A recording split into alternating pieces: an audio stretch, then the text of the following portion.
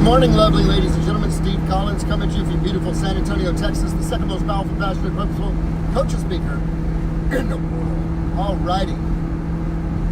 I'm really into the Lion King thing. It had a significant impact on me when it came out 25 years ago, because if you are one who has any type of spiritual discernment, there are many themes and messages that connect to and relate to how we show up in life, situations we face, and opportunities we have to do big things.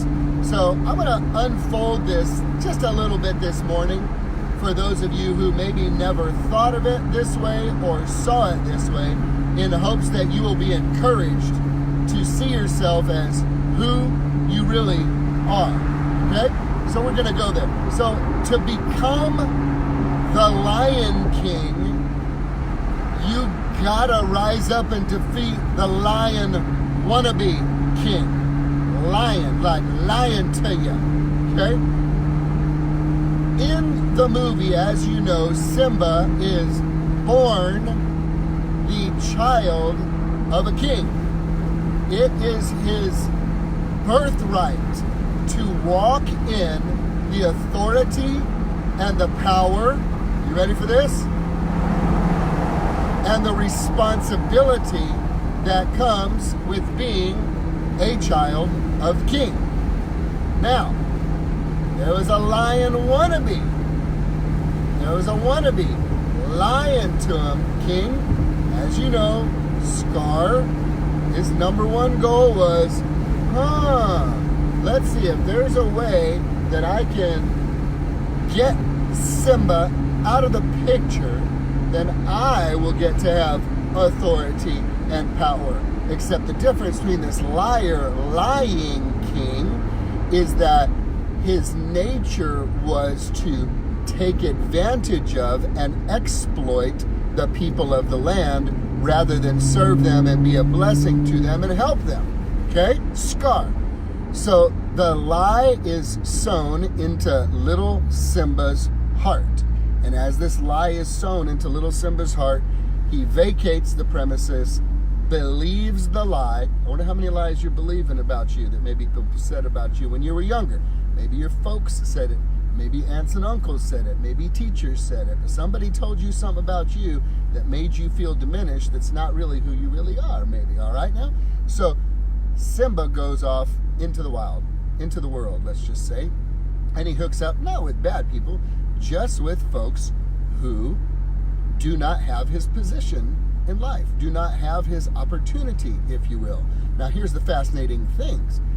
Unlike the gurus of today that say, when you rise up, you're going to have to let people go. No, Simba didn't.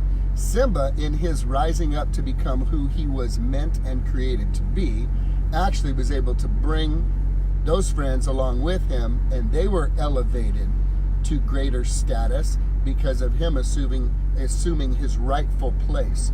So he had a decision to make when good old Rafiki showed up, and that decision was, do I stay in the comfort of Hakuna Matata? You know, no worries, man. It's all good. I'm cool. I mean, I know I'm not what I can be. I know I'm not what I'm supposed to be, but I'm all right where I'm at. So, you know, we good eating slugs and bugs out here and just doing our thing. It's okay. I don't need anything greater than that. You hear what I'm saying? Have you ever felt that way? Well, I know I'm capable of more. I know I can become more. I know I can do more. I know there's more inside me. But, you know, I'm comfortable where I'm at. I'm all right where I'm at. I'm good where I'm at. I don't know about I need all that. Hakuna Matata, you know, I'm good. No worries. You ever felt that way? You're robbing people.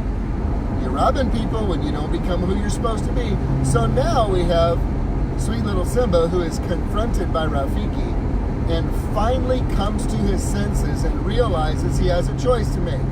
He is going to remain immature, or he is going to assume full responsibility for his role to go back and become who he was intended to be for the kingdom, for the land, as a rightful heir of that throne, the rightful one in authority, who by his nature was intended to rule in that place over Scar.